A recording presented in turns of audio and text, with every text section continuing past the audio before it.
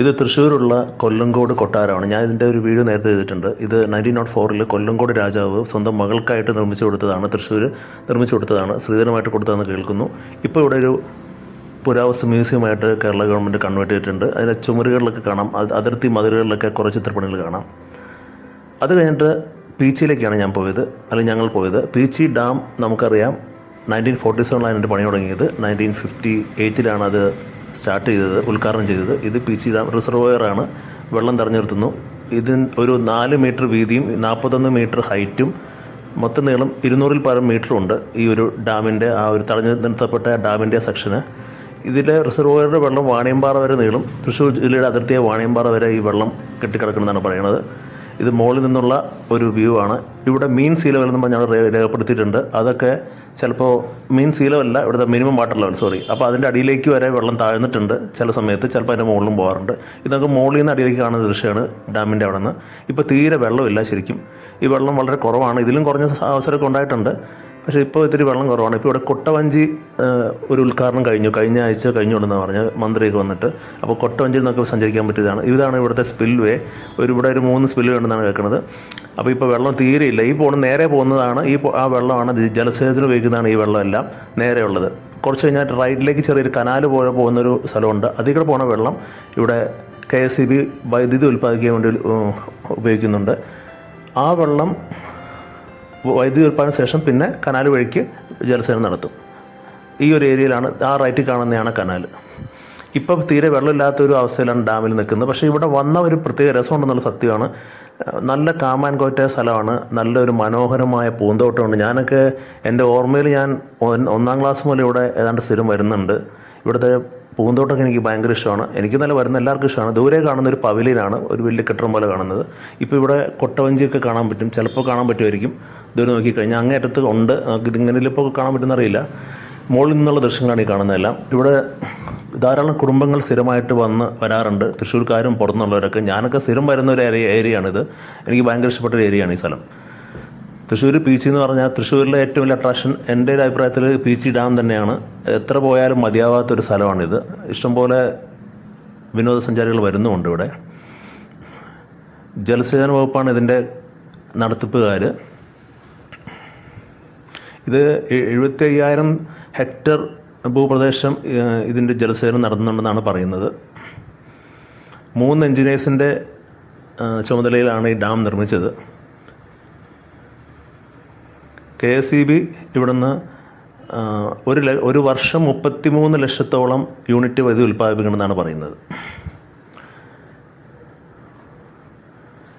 ഇവിടെ മനോഹരമായ ചെറിയ പൂന്തോട്ടങ്ങളൊക്കെ ഉണ്ട്. ഇപ്പോൾ ഇത്തിരി മെയിൻ്റനൻസ് കുറവാണ് പോയാൽ എനിക്ക് തോന്നുന്നുണ്ട്. കാരണം പുല്ലൊന്നും വെട്ടിയിട്ടില്ല. കഴിഞ്ഞ പ്രാവശ്യം വന്നപ്പോൾ നല്ല ഗ്രാൻഡായിട്ട് പുല്ലൊക്കെ വെട്ടി നിർത്തിയൊരു സാഹചര്യം ഉണ്ടായിരുന്നു. ഇപ്പോൾ ഇവിടെ പുല്ല് വെട്ടുന്ന ആൾക്കാരെ കാണുന്നില്ല. എന്താ സംഭവിച്ചത് എനിക്കറിയില്ല. പക്ഷേ ഇപ്പോൾ മെയിൻ്റനൻസ് കുറവായാലോ തോന്നുന്നുണ്ട്. ഇവിടെ ഒരു വെള്ളപ്പൊക്കം നടന്നിട്ടുണ്ടായിരുന്നു കഴിഞ്ഞ കൊല്ലാണെന്ന് തോന്നുന്നത്. അന്ന് ഇവിടെ ഫുള്ള് വെള്ളം കയറി കുറേ പ്രശ്നങ്ങളൊക്കെ ഉണ്ടായിരുന്നു. അത് കഴിഞ്ഞിട്ടാണ് തോന്നുന്നു ഈ പുല്ലൊക്കെ വെട്ടാണ്ട് നിർത്തിയിരിക്കുന്നത്. ഈ കാണുന്നതൊക്കെ നല്ല രസമുള്ള കാഴ്ചയാണ്. വെള്ളം കൂടെ ഉണ്ടെങ്കിൽ കുറച്ചുകൂടി രസമാണ്. ഇപ്പോഴും രസമാണ്. തൃശ്ശൂർ നമുക്ക് അറിയാമല്ലോ. തൃശ്ശൂർ എത്തിക്കഴിഞ്ഞാൽ തന്നെ തൃശ്ശൂർക്കാരുടെ ഒരു സ്ലാങ്ങും പിന്നെ ആ ഒരു ഏരിയയൊക്കെ ഭയങ്കര രസമായ ഒരു കാര്യങ്ങൾ തന്നെയാണ്. അവരുമായിട്ട് വർത്താനം പറയുന്നതാണ് നല്ല രസമാണ്. തൃശ്ശൂർ സ്ലാങ് എനിക്ക് പ്രത്യേകിച്ച് ഇഷ്ടമുള്ള സ്ഥലമാണ്. പിന്നെ ഈ ഒരു ഏരിയ ഒരിക്കലും മറക്കാത്ത. ഇതാണ് ഞാൻ പറയുന്നൊരു കനാൽ. ആ കനാലിലൂടെയാണ് നമ്മൾ വൈദ്യുതി ഉൽപ്പാദനത്തിന് വേണ്ടിയിട്ടുള്ള വെള്ളം പോകുന്നത്. ഇതിൽ ധാരാളം സിനിമ ഷൂട്ടിങ്ങൊക്കെ ഇവിടെ നടന്നിട്ടുണ്ട് ഈ പീച്ചി ഡാമിൻ്റെ ഏരിയയിൽ. അപ്പോൾ ഞങ്ങളൊക്കെ വരുമ്പോൾ സ്ഥിരമായിട്ട് ഫോട്ടോഷൂട്ട് നടത്തുന്ന ഒരു ഏരിയയാണ്. ഇവിടെ എവിടെ വെച്ച് ഫോട്ടോ എടുത്താലും ഭംഗിയായിരിക്കും. കാണുന്നയാളെ കാണാൻ കൊള്ളില്ലെങ്കിലും പുറത്ത് ബാക്ക്ഗ്രൗണ്ട് വെച്ചിട്ട് നമുക്ക് നല്ല ഭംഗിയാക്കാൻ സാധിക്കും എന്നുള്ളതാണ് പീച്ചി ഡാമിൻ്റെ ഒരു പ്രത്യേകത. പിന്നെ ഇതേപോലെ ചെറിയ ഇങ്ങനെ വള്ളിപ്പടർപ്പുകളുള്ള ഒരു കൂടാരങ്ങളൊക്കെ ഇടയ്ക്കിടയ്ക്കുണ്ട്. ഈ ഒരു ഏരിയയാണ് ഏറ്റവും ഹൈലൈറ്റ് ചെയ്യുന്ന ഏരിയ. പല സിനിമകളും വന്നിട്ടുള്ളൊരു സ്ഥലമാണ് ഈ കാണുന്നത്. ഇങ്ങനെ വെള്ളം ഒഴുകി ഇങ്ങനെ പോണത്. പണ്ടത്തെ പഴയ സിനിമകൾ സോമൻ്റെയും ജയൻ്റെയൊക്കെ പടത്തിലേക്ക് ഇത് ധാരാളം ഞാൻ തന്നെ കണ്ടിട്ടുണ്ട്. ഇപ്പോൾ ഉണ്ടോ എന്നറിയാം ഷൂട്ടിങ്. പക്ഷെ ഒരു കാലത്ത് ഇവിടെ ഷൂട്ടിങ്ങുകളുടെ മേളമായിരുന്നു എന്ന് വേണമെങ്കിൽ പറയാം. പിന്നെ ഇവിടെ കുറച്ച് പോയി കഴിഞ്ഞാൽ പ്രതിമകളൊക്കെ ഉണ്ട്. പരശുരാമൻ്റെയും ശ്രീബുദ്ധൻ്റെയും പിന്നെ കടുവയുടെയും അങ്ങനെ കുറേ മൃഗങ്ങളുടെയൊക്കെ പ്രതിമ വെച്ചിട്ട് മനോഹരമാക്കിയിട്ടുണ്ട്. ഇപ്പം ചെറുതായിട്ടൊരു മെയിൻ്റനൻസ് കുറവില്ലേ എന്ന് ഞാൻ സന്ദേഹിക്കുന്നു. കാരണം മെയിൻ്റനൻസ് കുറവുണ്ടെന്ന് എനിക്ക് മനസ്സിലായി. വേറൊന്നുമല്ല, ഈ പുല്ല് ഇങ്ങനെ വളർന്നിരിക്കണം കണ്ടാൽ അറിയാം.